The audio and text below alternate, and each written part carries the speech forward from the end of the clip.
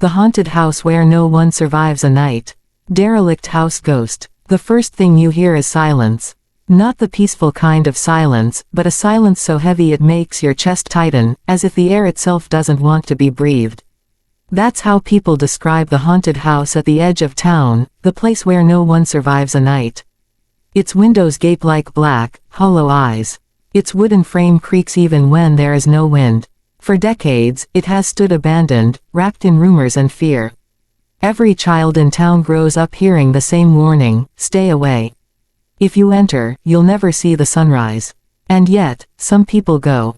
They go because they are curious. They go because they want to prove they are brave. They go because they don't believe in ghosts. But none of them stay until morning. Some run out screaming, others vanish completely. The house takes what it wants, and the rest, it lets crawl back to life, broken forever. This story is about a group of 4 friends who dared to test the curse. There was Ian, the bold one, always chasing thrills. Zara, the quiet thinker, haunted not by ghosts but by her own past. Farhan, who laughed too much to hide his fear. And Mariam, the believer, who carried a small prayer book everywhere, whispering to it when the world grew dark. They were young, in their 20s, restless, and tired of hearing legends they didn't believe. It was Ian's idea. One night, he said, "We'll prove it's just an old house. We'll film everything. Tomorrow, we'll laugh at how scared people are of shadows." The others hesitated, but curiosity won. That evening, with flashlights, cameras, and nervous laughter, they stood before the haunted house. Its wooden door hung crooked, the hinges groaning like something alive. The moment they stepped inside, the air changed. Cold, heavy. The smell of damp earth and something rotten filled their lungs. Dust floated like ash in the beam of their lights. Farhan tried to joke, but his voice cracked. Mariam gripped her prayer book tighter. At first, it seemed just like any abandoned place, broken furniture, peeling wallpaper, shattered glass crunching under their shoes. But then came the whispers. Soft, almost gentle at first. Like a child murmuring in another room. Zara froze. "Did you hear that?" No one answered, but they all had. The whispers came from everywhere and nowhere. They pressed on, recording everything. The living room had a fireplace still black with soot, and above it, a painting of a woman whose eyes seemed to follow them. Ian laughed nervously and tapped the frame. Creepy, but not deadly. That's when the first door slammed shut. The sound was so loud it shook the walls. Mariam screamed, clutching her chest. They rushed back, but the front door they entered was gone. Not locked, gone. In its place was a wall, as if it had never existed. Fear spread like fire. Farhan started shouting, banging the wall with his fists. Zara grabbed Ian's arm. "We shouldn't have come." But there was no way out. The hours stretched. Shadows grew thicker, darker, moving when no one moved. They heard footsteps above them, though the second floor sagged under rot. A child's laugh echoed down the hall. And then, whispers turned to voices. They called their names, one by one, in tones that matched their loved ones' voices. Zara heard her late mother calling. Mariam heard her little brother. Farhan swore he heard his father, long dead. Ian heard nothing, only a silence so deep it made him sweat. They gathered in what looked like the dining room, too afraid to separate. Their flashlights flickered, then died, leaving them in near darkness. That's when the house truly woke. The woman from the painting stepped out of the wall. Her face pale, lips twisted, eyes empty. She didn't walk, she glided. Mariam cried out verses from her prayer book, her voice shaking. The ghostly woman stopped, tilting her head as if listening. But the house wasn't done. Chairs dragged themselves across the floor. The table lifted an inch and slammed back down. The whispers became screams. Zara clutched her ears, sobbing, "Make it stop." Farhan fainted, his body crumpling against the wall. Ian, trembling for the first time, shouted into the dark, "What do you want?" And then came the answer, not from a ghostly figure, but from the house itself. A voice that rattled the walls, low and echoing, "Stay." The house didn't just want to scare them. It wanted to keep them. They fought to stay awake as the night dragged on, but the weight of exhaustion pressed on their eyelids. Every time one of them blinked, the house showed them visions, horrors too personal to be coincidence. Zara saw her mother drowning in shadows, calling for help. Maryam saw her little brother screaming, dragged by invisible hands. Farhan, still unconscious, twitched as if fighting nightmares. Ayan saw himself, older, broken, trapped in the house forever. But they refused to surrender. Maryam's prayers grew louder, steadier, as if her fear was turning into strength. Zara, through tears, held her friend's hand, grounding herself in the living instead of the dead. Ayan shook Farhan awake, shouting at him to fight. Together, they pushed back against the weight of the house, not with weapons, not with power, but with faith, courage, and unity. The screams grew louder, the ghostly woman closer, but the friends held each other, repeating Maryam's whispered words of faith, refusing to let go. And then, the first light of dawn crept through the cracks.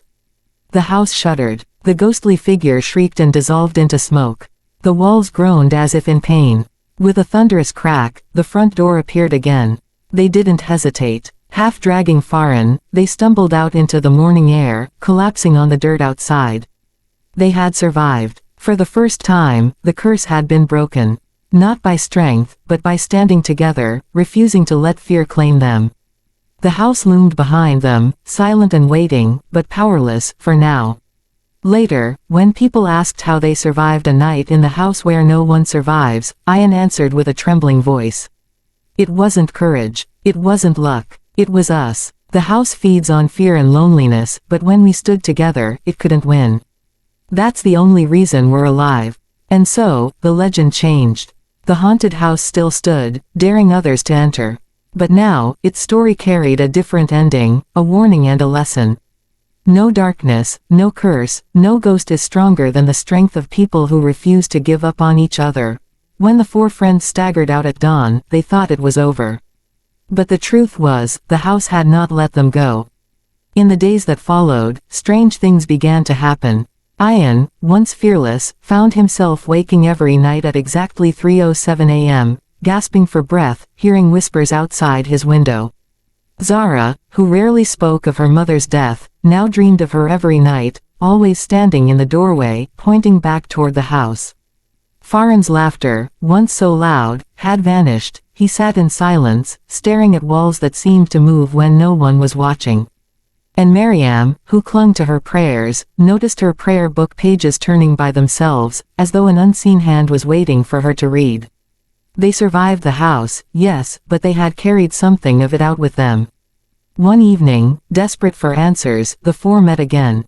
They sat in Zara's dimly lit living room, the air heavy with unspoken fear. We left it, Ayan whispered. We walked out. Why won't it leave us? Maryam's eyes glistened. Because we broke its curse. And now, it wants us back. Zara shook her head, trembling. Then what do we do? Move away. Run forever. Silence. Then Maryam spoke words that chilled them all. We go back. Ayan slammed his hand on the table. Never. I barely made it out alive once. But Maryam explained softly, the house still owns a part of us. Until we face it again, it will never stop. It will follow us, into our homes, our dreams, our families. Reluctantly, they agreed, not out of courage, but because they had no choice. That night, under a blood-red sunset, the four friends returned. This time, they weren't armed with just flashlights and cameras.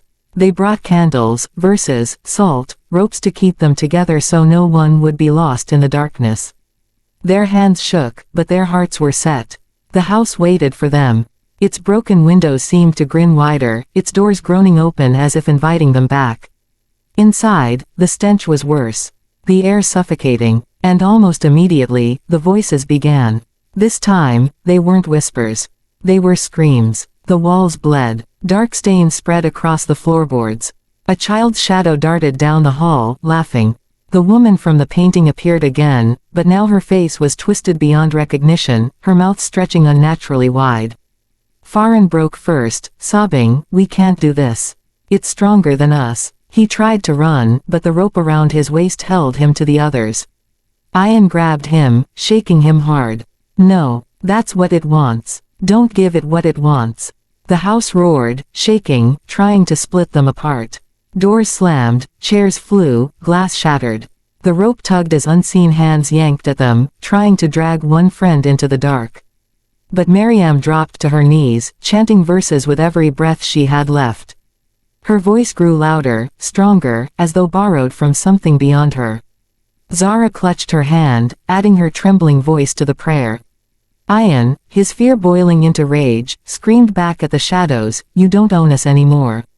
The house howled. The woman shrieked, her form cracking like broken glass. The child's laughter turned into a scream. The walls bled faster, then began to peel apart as though the house itself was tearing open. And then, silence. They opened their eyes. The house was gone. Or rather, it stood, but empty. Hollow. Dead. Its power broken. The friends collapsed into each other's arms, shaking with exhaustion but alive. Truly alive this time. By sunrise, they stumbled back to the town. People stared at them in disbelief, 4 souls who had not only survived a night, but destroyed the curse that had stood for generations. It wasn't strength that saved them. Not weapons. Not courage. It was unity, faith, and the refusal to let fear divide them. From that day, the haunted house became just a ruin. A shell of wood and stone. The curse was gone. The town finally breathed free. But the story lived on. Parents still warned their children, not of ghosts, but of something far more dangerous, fear itself. And whenever someone asked what really happened that night, Zara would always answer quietly. Fear is the true ghost. And when we fight it together, it cannot win. And so, the legend of the haunted house came to an end.